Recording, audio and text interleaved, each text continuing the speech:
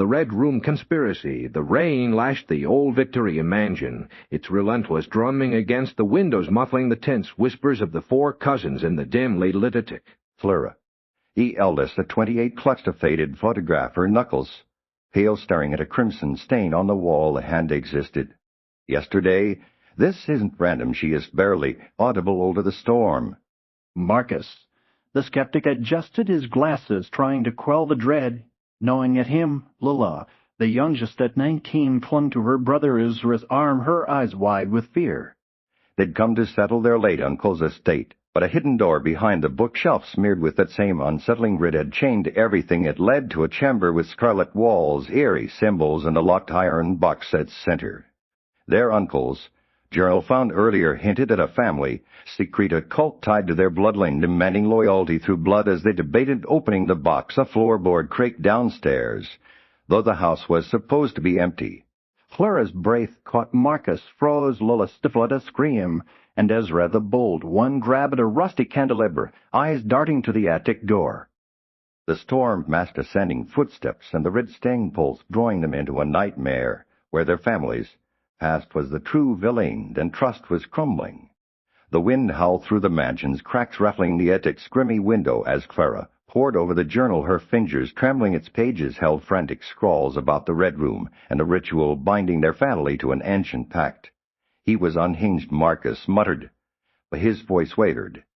The journal mentioned their great-grandfather who vanished after local disappearances, and a chilling phrase, the room chooses its keepers. Lilla, pale in the moonlight, whispered, "What if it's choosing us?" Ezra scoffed, but his grip on the candelabra tightened as the footsteps grew louder. Dilly, berate Clara snapped the journal shut, eyes on the hidden door. "We need to open that box," she said, voice steady despite her fear. Marcus argued to leave, but a key turning in the front door silenced him. Sullier, something was inside. The red stain spread its edges, curling like tendrils, and Lilla saw it moved. Ezra, jaw clenched, pushed open the hidden door, revealing the crimson chamber thick with the scent of blood. The iron box lock glinted mockingly. As they entered, the attic door slammed shut, trapping them in the Red Room. The chamber felt alive, its walls humming faintly, making Clara's skin crawl. She knelt by the iron box, tracing its carved symbols matching those in the journal. "No keyhole," she murmured, her voice echoing strangely.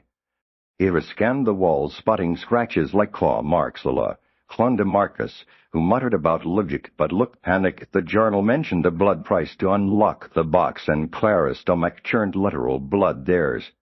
The footsteps stopped outside the hidden door, deliberate, savoring their fear. Ezra swung the cantilever, shouting, "Who's?" Their silence answered, but the walls seemed to close in the air heavier. Lilla pointed to the floor. Blowing, the trapdoor outline had appeared beneath the box. It wasn't there before. She whispered, tears falling. Clara's heart raced. The room was reaching to them. The journal's words echoed, "The room chooses its keepers, and they pay the price." She glanced at her cousins, her family, her blood. The thing outside was closer, and the box held their fate. Clara's hand shook as she touched the ice-cold box, a hidden needle pricking her finger, drawing blood. The box clicked open, revealing a leather-bound book and a crimson vial. Marcus grabbed the book, finding pages of names, hundreds, some crossed out, others circled in red. Their great-grandfathers' and uncles' names were circled. Theirs were at the bottom, freshly inked. "Impossible," Marcus stammered, but the hidden door rattled. The footsteps, now a guttural hum from the walls. Lilla screamed, pointing at the glowing, swirling vial. "Idra," whispered, "do we drink it?" Clara's mind raced. The journal warned of a blood-sealed ritual, but not what happened if they refused. The trapdoor glowed brighter, a whisper rising from below, human, yet wrong. The room was a predator, and they were prey. Clara snatched the vial, heart pounding. "We can't stay," she said, voice unsteady. Marcus clutched the book, ledger of sacrifices. He realized every crossed-up name a lost relative. The hum grew louder.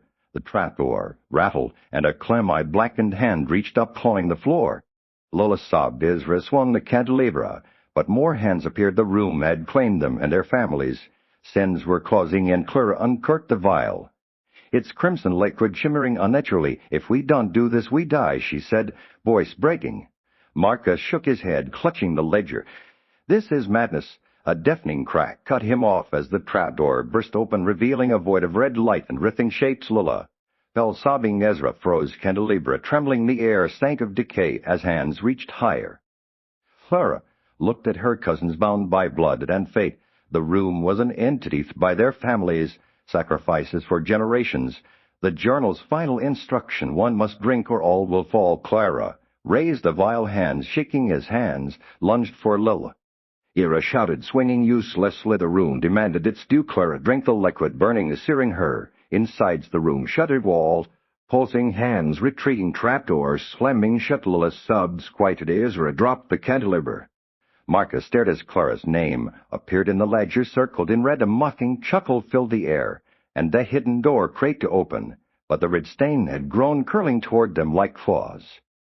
They stumbled out the mansion's corridors, twisting in flickering candlelight as if reshaping to trap them. Clara's limbs felt heavy, the vial's contents like poison in her veins, but she dragged Lilla forward. Marcus clutched the ledger, muttering about burning it. Ezra let his bravado gone.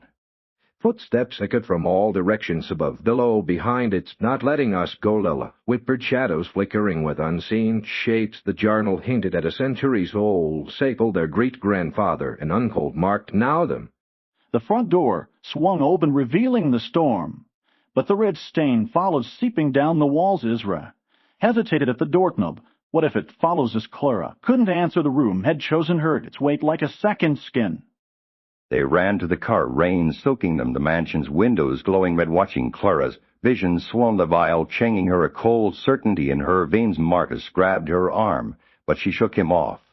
Lola screamed as the car's headlights died, and the mansion's door creaked open. A shadowed figure, familiar like their uncle, or worse, standing there. The car lurched forward, but the red stain was in Clara's mind, her blood binding her to the curse. They drove through the night, the storm chasing them, the red rooms, weight clinging like rock. Clara sat silently, ledger in her lap, tracing her name, feeling the rooms pull. Marcus glanced at her, pale Lilla, huddled against Ezra, whispering of endless nightmares. The radio crackled, spitting words like blood and keep her, making Clara's skin prickle. The vial had sharpened her sense as she heard the rooms hum miles away. The journal warned the keeper's role was eternal, bound to return. Dawn broke, the storm easing, but the horizon glowed red wrong. Ira pulled over hands, shaking. Was safe, right? Clara didn't answer. The red room was their legacy, their blood, its ink it would follow and face it next days. Blurred in Motel's arguments, and fear. Clara hid the ledger, its name's a reminder of sacrifices. Marcus, berserk, hid dead and slow, saw the red stain in dreams. Ezra grew haunted one night. Clara woke to the ledger, opened Lola's name in red ink. Then gone, was she mad, or was the room playing them? The vials pulled her back. Marcus suggested burning the ledger, but Clara snapped it thus. Their family's pact was alive, and they were its chapter, unable to resist. They returned to the mansion. A week later, the air was heavy, the front door ajar, red stain dripping like paint. Clara led ledger and her cousins reluctant. The attic door was open, the red room glowing. The iron box was gone, replaced by a chair carved with symbols. The journals of it never returned, but the red stain following dreams shadows healed. Lola saw down walls. Ezra carried a knife. Marcus researched desperately. Down, they knew the red room lived in their blood. Years later, Miss Donner found the plug drop of the cousins. A red mark behind it. She smiled, unaware of the hum in the walls. The cycle beginning in you.